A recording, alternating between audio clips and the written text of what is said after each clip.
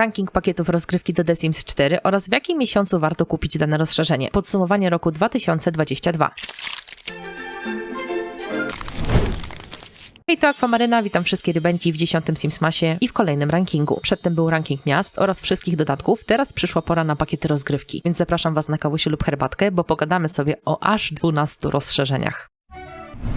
Tak jak zawsze szybki podgląd na tabelkę. Kolor zielony to pakiet, który jest bardzo dobry. Żółty, ciekawie wykonany, szary, zwykły, pomarańczowy to niedopracowany, a czerwony to najgorszy. Nie ma co czekać, lecimy z tematem. Pierwszy pakiet to ucieczka w plener. Rozszerzenie daje nam możliwość wybrać się m.in. na kemping, obozowisko, ogólnie pod namiot i do domku letniskowego. Nasi simowie mogą zaznać nieco mniej wygodnego życia na łonie natury, a miasteczko, do którego mogą się wybrać na urlop, to schowane w lesie granitowe kaskady. Ogólnie jest to fajny i przyjemny pakiet, ale niestety jest dość okazjonalny, a przy dłuższym graniu może wydawać się ograniczony bądź monotematyczny, bo wiadomo, nie zawsze będziemy mieli ochotę na obóz. Mimo wszystko uważam, że jest to ciekawa paczka, która ma swój własny klimacik. Mamy tu ukrytą parcelę, czyli chatkę pustelnika. Dodatkowo dochodzi nam kilka ciekawych zajęć poza domem. Simowie mogą rozwijać umiejętności cielarskie, spędzić miło czas przy ognisku, a ogólnie to rozszerzenie dopełni dodatek, jakim jest chociażby wiejska sielanka, gdyż drewniane obiekty mogą się tam idealnie wpasować. W moim rankingu ten pakiet trafia do kategorii zwykły. Miejsce drugie to dzień w spa i ten pakiet otworzy nam nowe możliwości. Pewnie pamiętacie, że on jako pierwszy i w sumie jako jedyny został odświeżony. To dało społeczności bardzo duże nadzieje, a zarazem oczekiwania na odświeżenie pozostałych rozszerzeń, a przynajmniej tych, które faktycznie tego wymagają. Póki co nie pojawiły się żadne informacje o nowych poprawkach, więc pozostaje nam jak zwykle tylko czekać. No ale wracając do tematu. Dzień w spa daje nam kilka nowych i ciekawych opcji. Przede wszystkim możemy wybudować swoje własne centrum relaksu albo spędzić dużo czasu już w gotowym spa. Medytacja, yoga, sauna, malowanie paznokci, maseczki na twarz oraz ogólnie rozpieszczanie się to główne założenia tego pakietu. Niestety ten pakiet miasta nie zawiera, a szkoda, bo mógłby nam zaoferować jakiś relaks w gorących, na przykład źródłach lub w jakimś takim większym kurorcie, czy chociażby w jakimś uzdrowisku. No ale to nie zmienia faktu, że jest to dalej ciekawie wykonany pakiecik i właśnie do takiej tabelki trafia w tym rankingu. Numer 3. Zjedzmy na mieście. Kolejne rozszerzenie, które niestety nie posiada miasta, ale daje nam możliwość otwarcia nowego lokalu, czyli restauracji. Restauracją możemy całkowicie zarządzać jako właściciele, ale możemy też wybierać się tam jako tylko goście. I to dosłownie na śniadanie, obiad, kolację oraz deser. Możemy stworzyć sobie coś na wzór fast foodu, eleganckiego lokalu oraz romantycznego miejsca na randkę. W tym rozszerzeniu mamy mnóstwo dań, które pomogą nam wyposażyć idealnie kuchnię. Dodatkowo możemy zarządzać, w jakich strojach nasi simowie będą się pojawiać w danych lokalach oraz jak będą wyglądać obsługujący nas pracownicy. Zjedzmy na mieście trafia do kategorii ciekawie wykonany. Numer 4 to wampiry. Pierwszy oficjalny pakiet rozgrywki z postaciami nadnaturalnymi i trzeba przyznać, że najprawdopodobniej jest najlepszy. W tym rozszerzeniu otrzymujemy niewielkie, ale bardzo klimatyczne, ponure miasteczko oraz naprawdę świetnie rozbudowane postacie wampirów. Wampiry możemy sobie stworzyć w trybie tworzenia sima, możemy też się w nie przemienić, ewentualnie możemy w nie przemieniać innych simów. Karta tej postaci jest bardzo urozmaicona, gdyż plazmopijcy mogą władać przeróżnymi mocami oraz umiejętnościami. W uniwersum wampirów zdecydowanie warto się zagłębić, bo postacie są bardzo ciekawe, ale oprócz tego znajdziemy tutaj jeszcze dużo interesujących ubrań oraz fantastycznych obiektów, które pomogą nam wyposażyć wnętrza w starym, eleganckim stylu. Ten pakiecik trafia zdecydowanie do kategorii bardzo dobry. Numer 5 to być rodzicem. Przez wielu uznawany za najlepszy pakiet ze wszystkich, mimo że miasta w nim brak. To rozszerzenie pozwala nam urozmaicić rozgrywkę rodzinną oraz nadać większe znaczenie podejmowanym decyzjom. Dorośli simowie mogą wpływać na swoje dzieci, kształtując ich osobowość oraz cechy. Możemy czerpać więcej radości w gronie rodzinnym, spędzać czas razem, uczestniczyć w nowych zajęciach oraz brać udział w wolontariacie i urządzać dom, tak jakby wyglądał na pełną rodzinną chatę. Ja osobiście nie jestem fanką rozgrywek rodzinnych, ale uważam, że być rodzicem to naprawdę bardzo dobre rozszerzenie, dlatego właśnie trafia do tej kolumny. Numer 6 to przygoda w dżungli i mam wrażenie, że jest to troszkę niedoceniony pakiet. To rozszerzenie jest dość specyficzne, bo możemy wybrać się naszym simem do dżungli oraz poznać tajemnice świątyni. Jednak nie będzie to coś, co będziemy chcieli robić codziennie z naszymi simami. To jest pakiet, który pełni rolę dużej odskoczni od codziennej, typowej, zwykłej rozgrywki, przez co może być faktycznie rzadziej wybierany. Zdecydowanie dużym atutem tego pakietu jest miasto Selva Dorada i ona robi naprawdę tutaj ponad połowę roboty. Otoczenie jest wykonane tak, aby gracz mógł się dosłownie zagłębić i zgubić podczas swoich poszukiwań, ewentualnie aby mógł poczuć lekki latynoski klimat. Ten pakiet uważam za bardzo dobry. 7. miejsce Strangerville. To pakiet inspirowany hitem o nazwie Stranger Things. Jest to niewielkie miasteczko, które dotknęła inwazja, a może bardziej choroba. Jakkolwiek by tego nie nazwać, wniosek jest jeden. Po naszym mieście chodzą opętane simy zombie. Jednak mam wrażenie, że to wszystko lepiej brzmi niż w sumie wygląda. Zadaniem gracza w tym pakiecie jest zapobiec rozprzestrzenianiu się zarodków rośliny matki poprzez jej unicestwienie. Oczywiście gra nas kieruje i mówi w jasny sposób, jakie zadania powinniśmy wykonać, wykonać, jednak ogólny czas na grę i ratowanie miasta w sumie jest dość krótki i w zasadzie cały pakiet można przejść już w ciągu jednego dnia. Efekt jest taki, że gdy już przejdziemy cały ten pakiet, to może nam się w sumie nie chcieć powtórzyć tej misji. Jednak mimo wszystko jest to jakaś ciekawa opcja na rozgrywkę i na pewno nie szablonowa, więc w sumie wrzucam ten pakiet rozgrywki do ciekawie wykonany. 8. pakiet to Kraina Magii. Jest to kolejne rozszerzenie, które dodaje do gry postacie nadnaturalne typu mag. Podobnie jak w przypadku wspomnianych wcześniej wampirów, magowie również doczekali się swojego miasta, a nawet świata oraz karty rozbudowy postaci. Klimat pakietu jest nie tyle magiczny, co uroczy i tajemniczy. Mamy tu bardzo ciekawą sytuację, bo Glimmerbrook to nie tyle miasto, ale też okolica przejścia do magicznego świata, a sama w sobie Kraina Magii zawiera aż 4 ciekawe platformy. Tryb kupowania oraz tryb tworzenia sima również mają swój niepowtarzalny charakter, przez co gra się naprawdę tak szybko nie nudzi i jest w sumie idealna na zróżnicowane rozgrywki. Na długo możemy uniknąć grania standardowymi simami i grać tylko magicznymi, bo poznanie ich całego złożonego świata zajmuje naprawdę dużo czasu. Ten pakiet zdecydowanie trafia do kategorii bardzo dobre. 9 to Wyprawa na Batu. Najmniej lubiany i najgorzej oceniany pakiet, więc w sumie ciężko tutaj powiedzieć coś dobrego. Jedynymi ciekawymi elementami, które są naprawdę mocną stroną tego rozszerzenia, to tryb tworzenia sima oraz tryb budowania. Rozgrywka przebiega w sumie w podobnej formie, co wspomniany wcześniej pakiet Strangerville, z tym, że tutaj w Batu po tym wszystkim nic nie mamy. Świat nie zawiera ani jednej parceli mieszkalnej oraz całość miasta to prawie niefunkcjonalna makieta. Niestety, ładne widoczki nie zastąpią nam innych ważnych czynników, dlatego ten pakiet bezapelacyjnie trafia do kategorii najgorszy. Numer 9. Wystrój marzeń. Pierwszy pakiet, który skupia się w całości na otwartej karierze. Niestety, nie podarowano nam tutaj miasta, jednak zapewniono nam mnóstwo innych atrakcji pod postacią ciekawych mebli. Ten pakiet jest pewnego rodzaju rewolucją w trybie budowania, bo od jego wejścia twórcy zaczęli nas zaskakiwać o wiele lepszymi meblami. Kariera dekoratora wnętrz jest ciekawie rozbudowana i w sumie można śmiało powiedzieć, że idealna dla osób, które lubią budowanie w grze, ale poszukują odświeżenia tego tematu i jakichś konkretnych wytycznych. Wystrój marzeń znajdzie swoje miejsce w kategorii bardzo dobry. 11 to ślubne historie. Wiele kontrowersji, dużo błędów w grze oraz piękne, chociaż słabo wykonane miasto. Jest wiele czynników, które umniejszyły opinię ślubnym historiom i niestety, ale wiele rzeczy, które zawiodło graczy. Wyobrażenie o tej zawartości, które było dość głośno omawiane w internecie, niestety, ale zmieniło się dosłownie w mały koszmarek. Między innymi zabrakło tu kariery konsultanta ślubnego, a ta kariera była mocno wyczekiwana. Na szczęście już od jakiegoś czasu ślubny pakiet powoli staje na nogi i staje się bardziej funkcjonalny i grywalny. Do ogromnych plusów tego pakietu zdecydowanie należy tryb budowania oraz tworzenia sima. Meble są idealne na ceremonie zaślubin, ale nie tylko. Suknie ślubne, nawet dla tak opornej osoby jak ja, stały się nawet jednymi z ładniejszych. Budynki mieszkalne w grze są jednymi z ładniej wykonanych, także nie jest to w sumie wbrew pozorom jakiś taki najgorszy pakiet. Ale niestety trafia mimo wszystko do kategorii niedopracowany, bo mogłoby być lepiej. Pakiet numer 12 to Wilkołaki. Kolejny rodzaj postaci okultystycznej z własnym miastem Moonwood Mill oraz z kartą postaci. Zdania co do wilkołaków są podzielone. Jedni mówią, że ich wygląd jest idealny, inni śmieją się z braku ogona oraz ugrzecznionej wersji futrzaka. Ja natomiast stoję gdzieś pomiędzy. Zdecydowanie wyobrażałam sobie wilkołaki jako najgroźniejsze bestie z całej gry. Sądziłam, że dzikie drapieżne potwory będą chociażby z lekka przerażające, a wycie w grze będzie przyprawiać od dreszcze. Jednak mimo bardzo dobrych warunków, nie są one tak groźne, jak w sumie być powinny. Mówiąc wprost, strasznością nie pokonały wampirów, a ich postać powinna być chociażby o 1% straszniejsza właśnie od plazmopijców. Mimo tego, że bardzo lubię otoczenie z wilkołakami, to ogólnie pakiet wydaje mi się być dość zwykły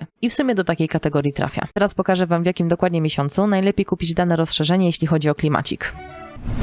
W styczniu warto zaznać chociaż jednego dnia relaksu z pakietem Dzień w Spa. W lutym fajnie jest się wybrać na randkę z pakietem Zjedzmy na mieście. W marcu polecam wam zrobić przemeblowanie z pakietem Wystrój marzeń. Kwiecień będzie idealny na rozwiązanie tajemnicy w Strangerville. 4 maja są obchodzone urodziny Gwiezdnych Wojen, więc to jest w sumie najlepszy czas na wyprawę na Batu. Czerwiec to idealny czas na urlop oraz wyprawę na biwak z pakietem Ucieczka w plener. Lipiec będzie idealnym miesiącem na ślub z ślubnymi historiami. W sierpniu polecam wam się wybrać na urlop do Selvadorady, żeby przeżyć przygodę w dżungli. Wrzesień będzie idealny, jeśli chodzi o wychowanie dzieciaków i projekty w szkole, dlatego tu stawiam na być rodzicem. Październik to czas Halloween, więc przebierzmy się w mroczne plazmopijce w pakiecie wampiry. Listopad będzie idealny na podróż pomiędzy światami, bo albo zostaniemy w pięknym, ale ponurym mieście, albo uciekniemy do krainy magii. Grudzień to zimowy miesiąc, w którym przydałoby się spektakularne miasto oraz cieplutkie futerko, więc tutaj stawiam na wilkołaki. Niedługo na kanale pojawi się ranking akcesoriów oraz kolekcji, także subskrybujcie mnie, aby niczego nie przegapić. W podpiętym komentarzu zostawiam wam ściągawkę do waszej oceny, więc skopiujcie ją i napiszcie mi swoje typy pakietów. Wpadajcie do mnie na Discorda, bo tam trwa grudniowe wyzwanie z nagrodami dla widzów oraz zajrzyjcie do zakładki Wesprzyj, aby zapoznać się z dodatkowymi bonusami na moim kanale. Dzięki wielkie za uwagę, dziękuję moim cudownym wspierającym za pomoc w rozwoju kanału i do zobaczenia jutro. Trzymajcie się cieplutko, na razie, cześć, pa!